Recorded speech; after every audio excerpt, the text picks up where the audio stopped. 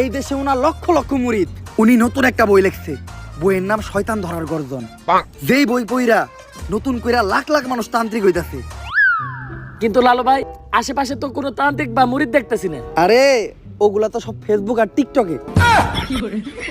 বাবা, সঞ্জনা নামের এক আত্মারে আমার ধরতে হইব বাবা। আপনি আমার সফল হওয়ার একটা উপায় দেন। যদি সফল হতে চাও তাহলে আমার লেখাই বইটি নাও, শয়তান ধরার গর্জন।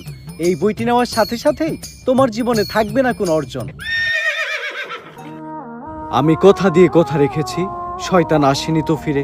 আমি শয়তান তাড়ানো গল্প লিখেছি আমার সারাটি জীবন ধরে।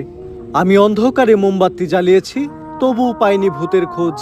আমি ভূতের অপেক্ষায় ছিলাম, ভূত নিজেই হয়েছিল নিখোঁজ। শয়তান ধরার গর্জন, পৃষ্ঠা নাম্বার চুদলিংপং।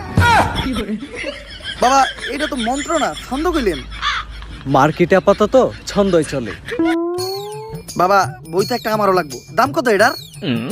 মাত্র 1000 টাকা। 1000 টাকা দিয়ে আর কিনুম?